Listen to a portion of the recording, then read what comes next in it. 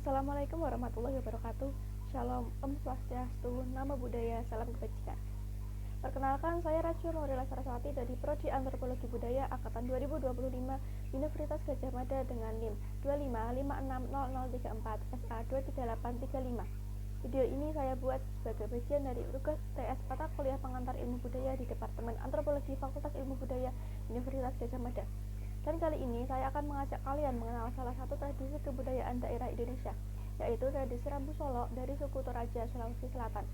Tradisi ini mungkin terdengar unik, bahkan sedikit berbeda, karena merupakan upacara adat kematian yang tidak hanya sekedar perpisahan, tetapi juga bentuk penghormatan tertinggi untuk orang yang telah meninggal.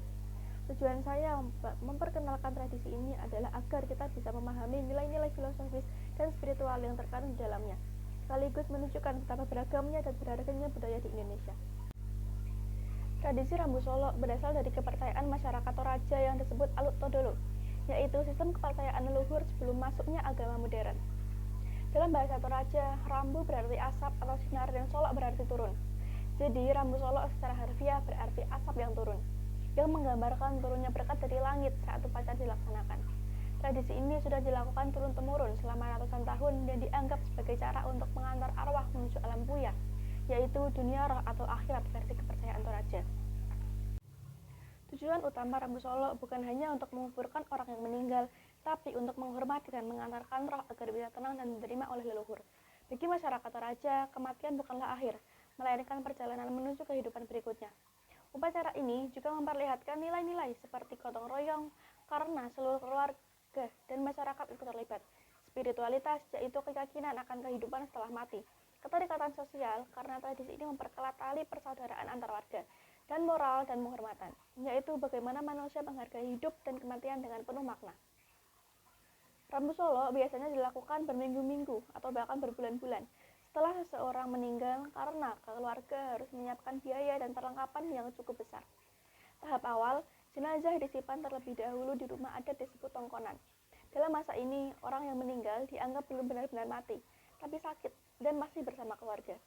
Tahap kedua, keluarga mulai menyiapkan kerbau dan babi yang akan dikorbankan.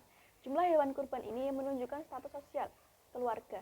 Di Toraja, kerbau belang atau todong bonga dianggap paling sakral dan bernilai tinggi. Upacara inti dilakukan di lapangan yang disebut rantai.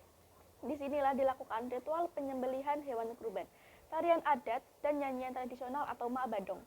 Prosesi penghormatan dari tamu dan kerabat. Tahap terakhir, jenazah dibawa ke tebing batu atau kuburan batu atau liang yang dibuat khusus di dinding gunung. Peti jenazah kemudian ditaruh di sana sebagai simbol ketinggian status dan kedekatan dengan roh leluhur. Semua proses ini bisa berlangsung beberapa hari hingga seminggu penuh dan diikuti oleh ratusan orang dari berbagai daerah.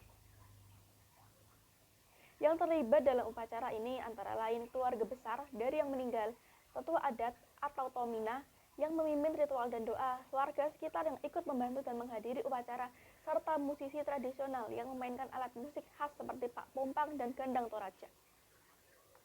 Makna filosofis yang bisa kita ambil dari tradisi Rambu Solo adalah kematian bukanlah akhir dari segalanya, melainkan perjalanan menuju keabadian. Ini mencerminkan pandangan hidup masyarakat Toraja yang optimis dan penuh rasa syukur, bahkan dalam kehilangan. Jadi tradisi Rambu Solo ini kita belajar bahwa setiap budaya punya cara tersendiri dalam memaknai kehidupan dan kematian. Tradisi seperti ini sangat penting untuk dilestarikan karena mengajarkan kita tentang identitas, kebersamaan, dan nilai kemanusiaan yang dalam. Sebagai generasi muda, kita perlu terus mengenal dan menghargai kekayaan budaya Indonesia agar tidak hilang oleh zaman. Sekian dari saya, jika terdapat banyak kesalahan kata dan informasi, saya mohon untuk dimaafkan. Wassalamualaikum warahmatullahi wabarakatuh.